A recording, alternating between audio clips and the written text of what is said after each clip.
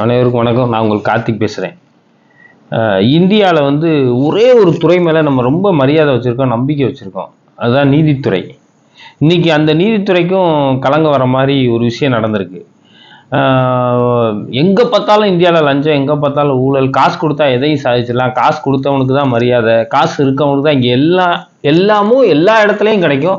காசு கொடுக்குற ஆளுக்கு, அது கோயிலுக்கு போனாலும் சரி, நீங்கள் எங்கே போனாலும் சரி, காசு இருக்கவன் இங்கே இருப்பான், காசு இல்லாதவன் இங்கே இருப்பான்.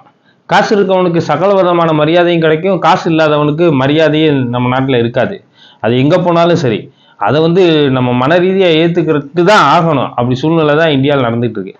ஆனால் இதையும் தாண்டி நம்ம ஒரே ஒரு துறை மேலே மிகப்பெரிய நம்பிக்கை வச்சுருக்கோம், அதான் நீதித்துறை. நீதித்துறை லஞ்சம் இல்லாமல் இருக்குது. ஆனால் வந்து நீதித்துறை மேலே ரொம்ப நம்பிக்கை வச்சுருக்கோம், நீதி அரசர்கள் மேலே மிகப்பெரிய நம்பிக்கை வச்சுருக்கோம். அவங்க ஊழல் செய்ய மாட்டாங்க, ஊழல் கரப்படைஞ்சவங்க இல்லை அப்படின்றது நம்ம எல்லாரும் ஓரளவு கோர்ட். நீங்கள் வந்து இங்கே அதாவது போலீஸ் ஸ்டேஷன் போனால் நீதி கிடைக்காது, நீதிமன்றத்துக்கு போனால் நமக்கு நீதி கிடைக்கும் அப்படின்னு தான் நினச்சிக்கிட்டு இருக்கோம். இல்லைன்னா வந்து வெளியில் கட்ட பஞ்சாயத்துக்கு போனால் நீதி கிடைக்காது, நீதிமன்றத்துக்கு போனால் நீதி கிடைக்கும் தான் நினச்சிக்கிட்டு இருக்கோம். அதையும் நீதித்துறையும் கேவலப்படுத்துகிற மாதிரி, அசிங்கப்படுத்துகிற மாதிரி ஒரு விஷயம் நடந்திருக்கு.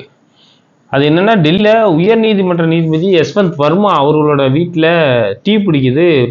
உடனே அங்கே இருக்க வேலை பார்க்குற ஆட்கள் எல்லாம் தீயணைப்புத்துறைக்கும் காவல்துறைக்கும் ஃபோன் பண்ணி அந்த தீயை அமர்த்துறதுக்கு எல்லாரும் போகிறாங்க. போயிட்டு அமர்த்தினா ஒரு ரூம் முழுக்க பணம் கட்டுக்கட்டாக எரிஞ்சிக்கிட்டு இருக்கு. அதாவது அந்த சூழ்நிலையை கொஞ்சம் யோசிச்சு பாருங்க. அதில் போன காவல்துறை அதிகாரி, தீயணைப்புத்துறை உடனே உயர் அதிகாரிகளுக்கு தகவல் சொல்கிறாங்க. உயர் அதிகாரிகள் மேலே அந்த வீடியோலாம் எடுத்துகிட்டு மேல் அதிகாரிகளுக்கு தகவல் சொல்லும் போது தான் தெரியுது அது ஃபுல்லாக ஊழல் பணம் அப்படிங்கிறது.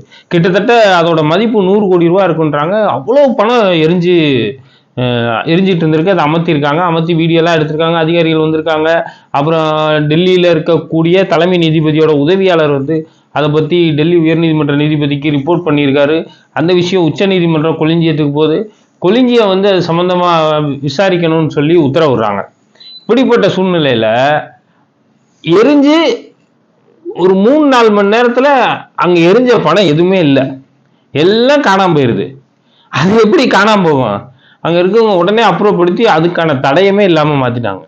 இப்போ உடனே அந்த நீதிபரசரை வந்து நம்ம நாட்டில் ஊழல் பண்ணால் ஒரு சாதாரண எஸ்ஐ ஏட்டையா ஊழல் பண்ணால் என்ன நடக்கும் நம்ம ஊரில்? உடனே பிடிச்சி எஃப்ஐஆர் போட்டு அவர் லஞ்ச ஒழிப்புத்துறையில் புகார் கொடுத்து உடனே உள்ளே எடுப்போம். ஆனால் இங்கே வேறு மாதிரி நடந்திருக்கு.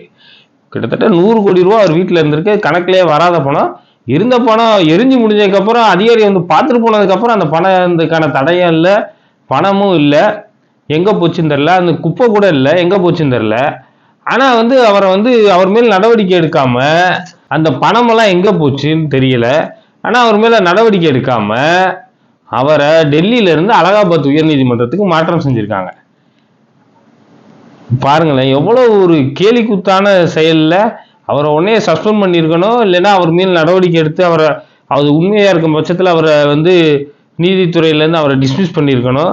அது இல்லாமல் அவங்க வந்து அவரை வந்து டிரான்ஸ்ஃபர் பண்ணுறாங்க. உடனே அலகாபாத்தில் இருக்க வழக்கறிஞர்லாம் சேர்ந்து ஊழல் நீதிபதி இங்கே வரக்கூடாதுன்னு சொல்லி போராட்டம் பண்ணுறாங்க. குறைஞ்சபட்சம் நம்ம மக்கள் நம்பிக்கை வச்சிருக்கிறது அந்த நீதித்துறை மேலே தான். அதுலேயும் இப்போ கலங்க வர மாதிரி ஒரு விஷயம் நடந்திருக்கு. உடனடியாக இந்திய அரசியலமைப்பு சட்டம் பிரிவு 124 சப்செக்ஷன் 4 படி பார்லிமெண்ட்டில் தீர்மானம் கொண்டு வந்து அவரை வந்து பணி நீக்கம் செய்யணும். அதற்கு குடியரசுத் தலைவர் ஒப்புதல் கொடுக்கணும்னு கேட்டுக்கிறேன். மேலும் இது போன்ற செயல்கள் நடக்காதவர் உச்சநீதிமன்றமும் கொலிஞ்சியமும் தொடர்ச்சியான நடவடிக்கைகளில் இறங்கணும்னு கேட்டுக்கிறேன்.